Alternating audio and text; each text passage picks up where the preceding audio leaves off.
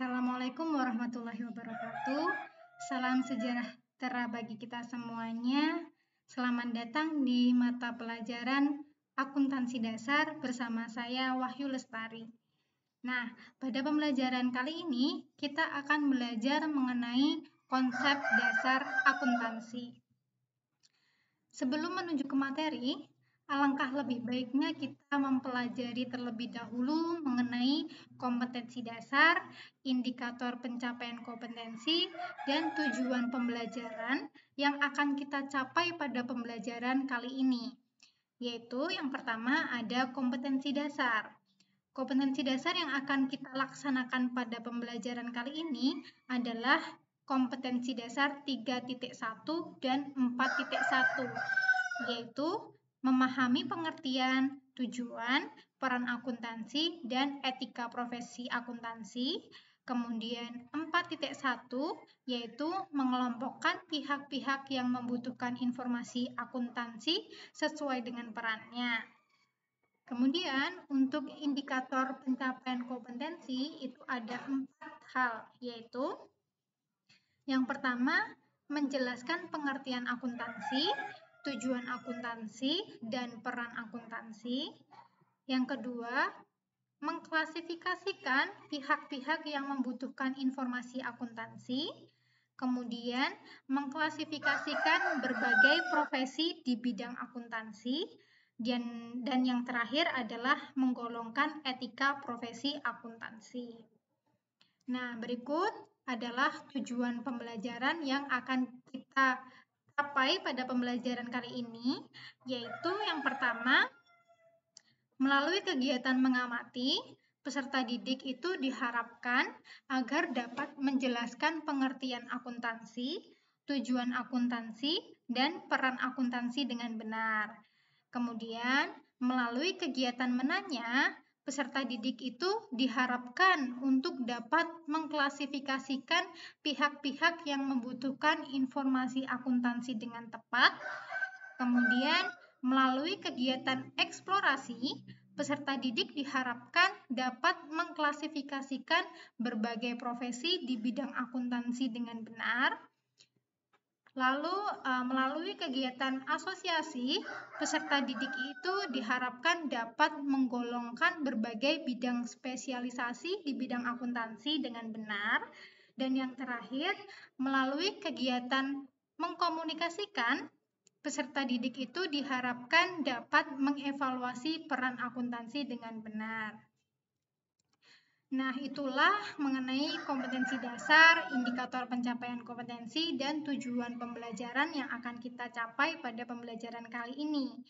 Selanjutnya, di sini saya mempunyai peta konsep materi yang akan saya sajikan, yang diharapkan dengan adanya peta konsep ini akan membantu peserta didik untuk memahami materi secara keseluruhan. Nah, baiklah, saat ini akan saya bahas secara singkat, yang detailnya akan kita bahas pada slide berikutnya. Oke, yang pertama mengenai gambaran umum akuntansi. Nah, untuk mengetahui gambaran umum akuntansi, kita di sini mempunyai 4 subbab, yaitu ada hakikat akuntansi, kemudian pihak-pihak yang membutuhkan informasi akuntansi, kemudian ada profesi akuntansi, dan yang terakhir ada etika profesi akuntan. Nah, untuk pada subbab hakikat akuntansi, ini kita akan belajar mengenai pengertian akuntansi dan peran akuntansi. Ketika nanti peserta didik sudah mengetahui pengertian dan peran akuntansi, kita akan lanjut dengan pihak-pihak yang membutuhkan informasi akuntansi, di mana pihak yang membutuhkan informasi akuntansi ini terdiri dari 2 pihak, yaitu pihak internal dan pihak eksternal. Pihak internal adalah pihak yang ada dalam perusahaan itu yang terdiri dari manajemen dan karyawan. Kemudian pihak eksternal itu adalah pihak yang berasal dari luar perusahaan yang terdiri dari investor, kreditor, dan pemerintah. Nah, masing-masing fungsi dan juga kebutuhan informasi akuntansi ini akan kita bahas pada materi nanti, langsung kepada materinya. Kemudian setelah itu kita akan belajar mengenai profesi akuntan, di mana profesi akuntansi ini terdiri atas akuntan publik, akuntan internal, kemudian akuntan pemerintah, dan akuntan pendidik. Nah, fungsi, wewenang, tugas dari masing-masing profesi serta contoh-contohnya itu akan kita belajari pada materi hari ini. Kemudian yang terakhir ada etika profesi akuntan. Nah, etika profesi akuntan atau yang sering kita sebut sebagai kode etik itu terdiri dari integritas, objektivitas, kompetensi profesional dan ketangguhan, kerahasiaan, dan ada perilaku profesional. Oke, butir-butir ini juga akan kita pelajari nanti pada materi. Nah, inilah peta konsep materi yang akan kita pelajari, keseluruhan materi yang harus kita pahami pada pembelajaran kali ini. Baiklah, selanjutnya kita akan menuju ke materi pertama, yaitu mengenai hakikat akuntansi dan yang terdiri dari pengertian dan tujuan akuntansi. Yang pertama ada pengertian akuntansi.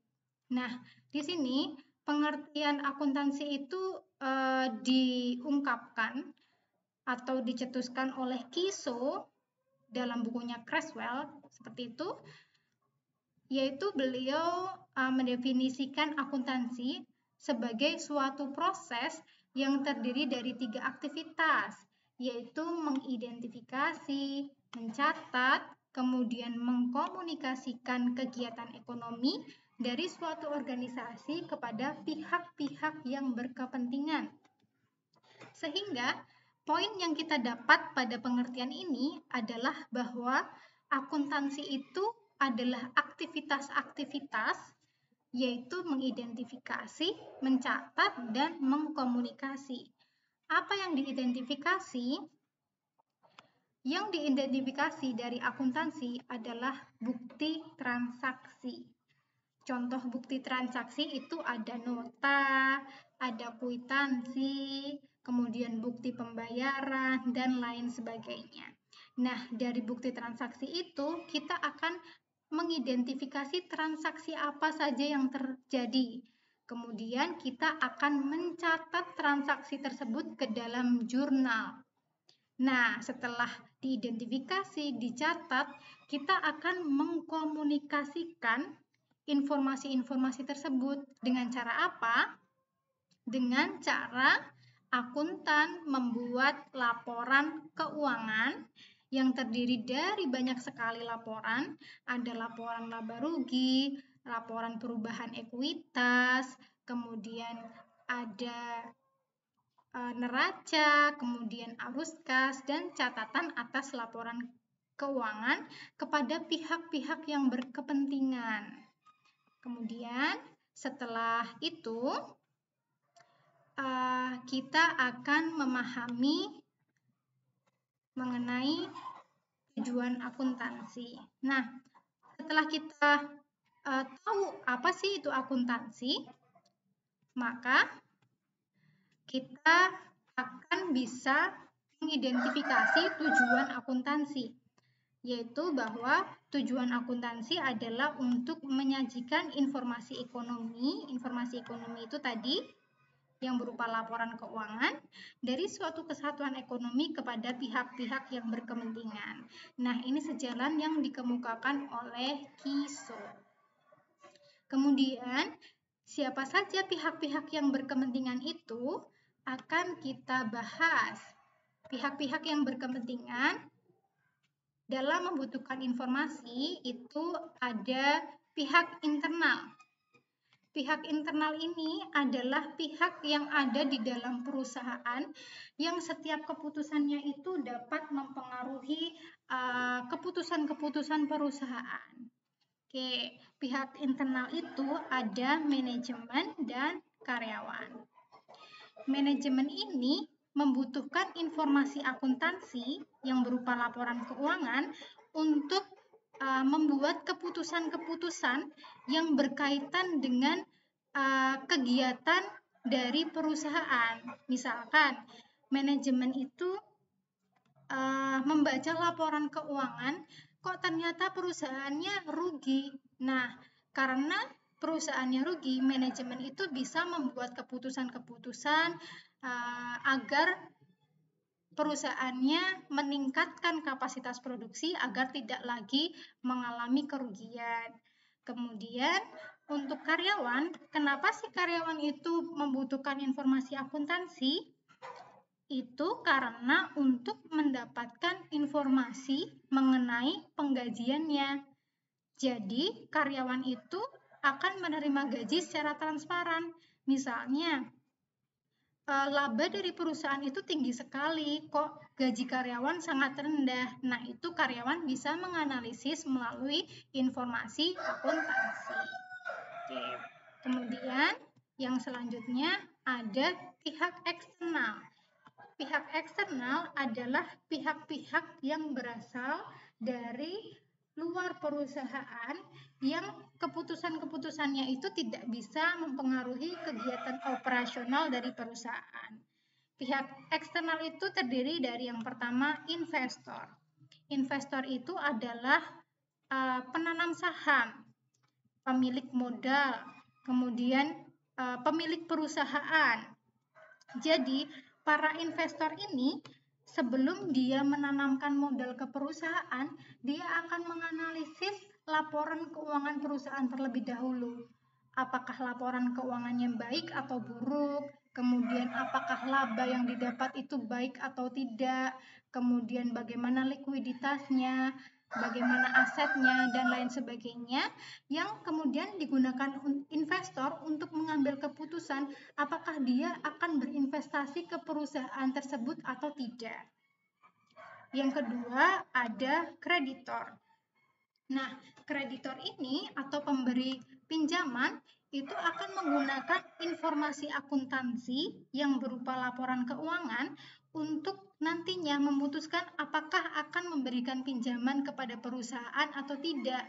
Ketika kinerja perusahaan baik yang tercermin dari laporan keuangannya, maka kreditor ini akan memberikan pinjaman karena tahu bahwa perusahaan ini akan bagus di masa depan. Kemudian yang ketiga ada pemerintah. Nah, pemerintah itu juga membutuhkan informasi akuntansi dari suatu perusahaan untuk menetapkan pajak yang harus dipungut dari perusahaan itu melalui laporan keuangan perusahaan. Baik, dari pihak yang membutuhkan informasi ini, saya rasa semoga peserta didik paham. Kemudian kita akan melanjutkan materi mengenai profesi akuntansi. Oke. Nah, sebelumnya kita harus mengetahui dulu pengertian profesi akuntansi itu apa sih? Nah, di sini International Federation of Accountants itu mendefinisikan profesi akuntansi sebagai semua bidang pekerjaan yang mempergunakan keahlian di bidang akuntansi, termasuk bidang pekerjaan akuntansi publik, akuntan internal yang bekerja pada perusahaan industri, keuangan dan dagang, akuntan yang bekerja di pemerintah, dan akuntan pendidik. Jadi intinya adalah profesi akuntansi itu adalah semua bidang pekerjaan yang mempergunakan keahlian di bidang akuntansi. Nah, kemudian bidang apa saja yang ada di profesi akuntansi? Itu yang pertama, ada macam-macam profesi akuntansi, ada akuntan publik.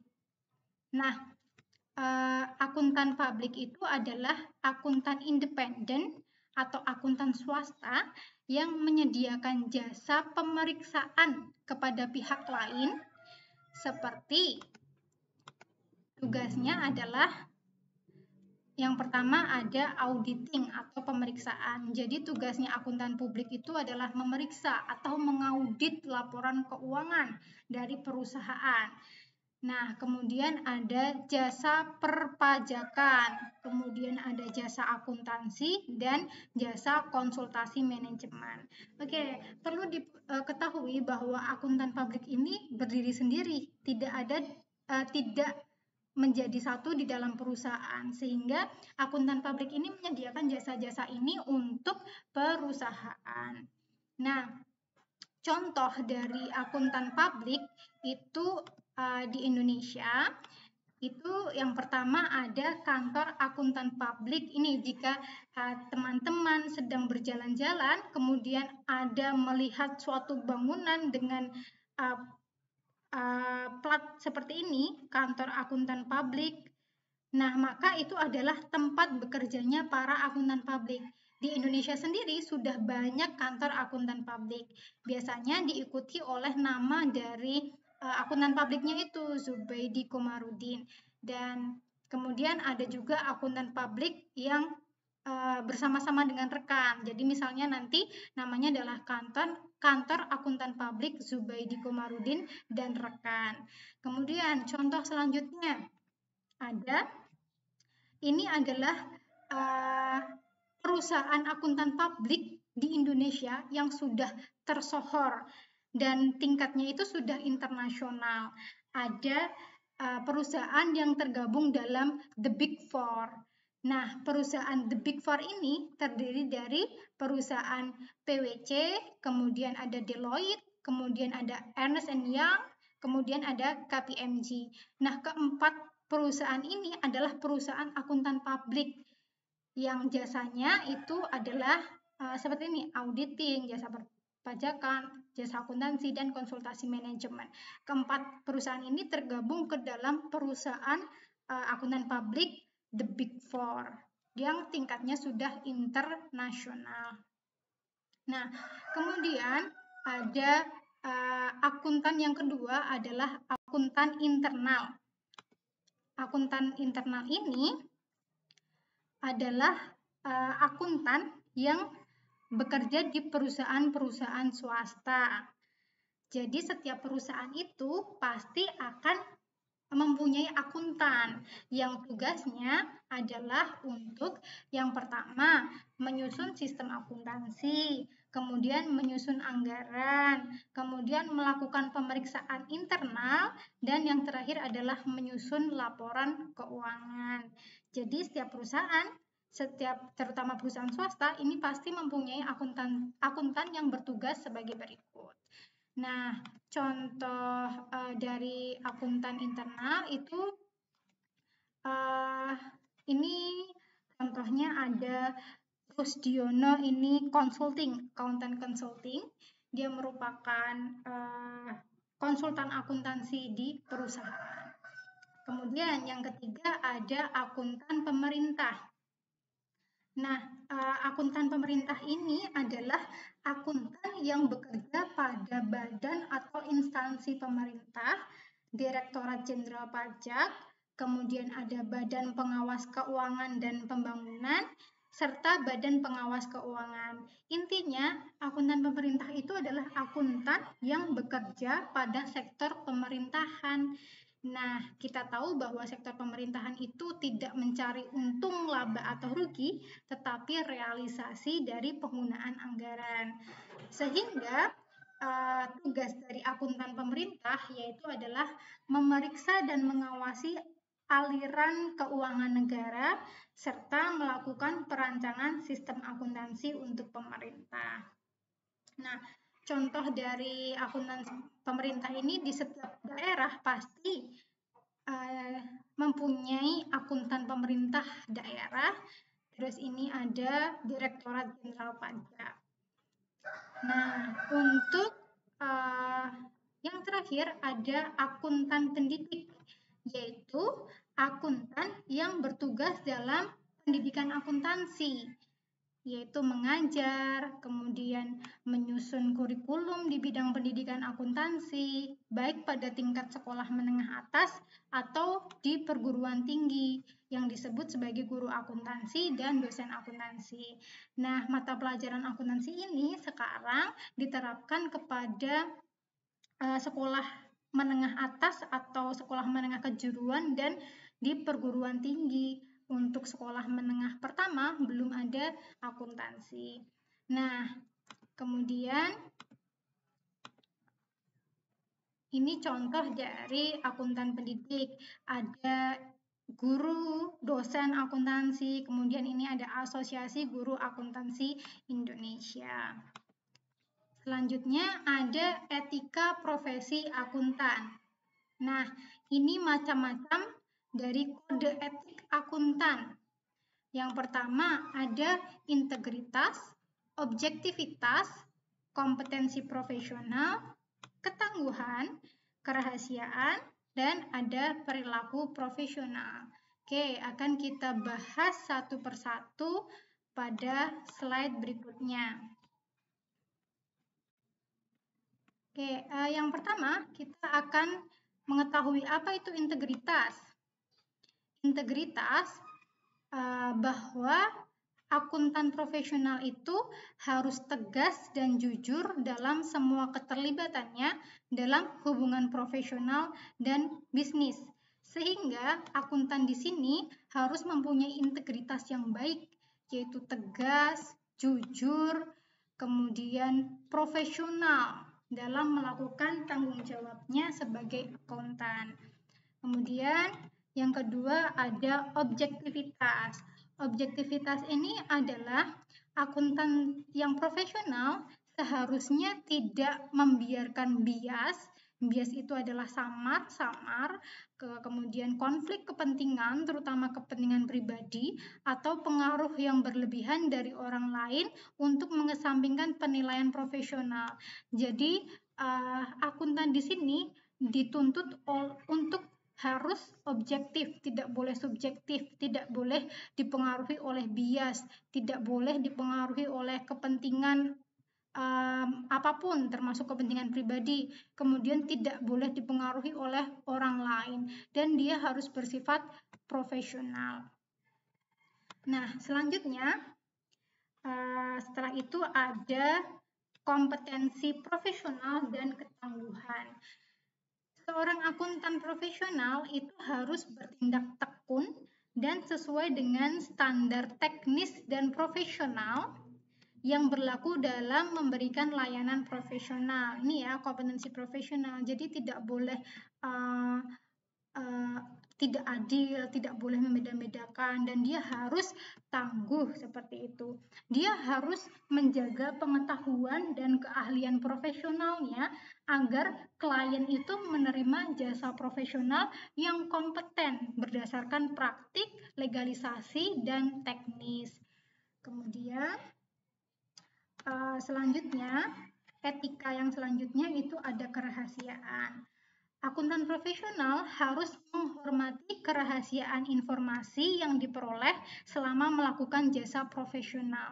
Di sini, akuntan itu harus menjaga seluruh kerahasiaan kliennya, tidak boleh disebarkan ke medsos, tidak boleh dipergunakan untuk kepentingan pribadi, dan tidak boleh disebarluaskan kepada masyarakat, kecuali ada tindakan hukum dari kepolisian yang meminta untuk mengungkapkan untuk pembuktian hukum seperti itu.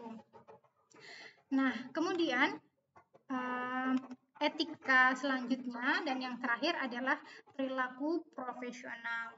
Nah, perilaku profesional ini adalah konsisten dengan reputasi profesi yang baik dan menjauhi tindakan yang dapat mendiskreditkan profesi akuntan, sehingga dia ketika nanti dia berbuat buruk, maka impact-nya itu bukan hanya kepada dia juga, tetapi sesama profesi akuntan.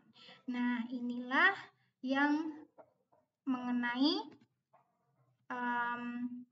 kode etika akuntansi. Nah, kita selesai pada materi hari ini. Semoga materi yang saya sampaikan dapat dipahami dengan baik, dapat bermanfaat bagi peserta didik. Kemudian kita akan bertemu pada pembelajaran selanjutnya. Dan saya tutup pembelajaran kali ini. Terima kasih. Wassalamualaikum warahmatullahi wabarakatuh.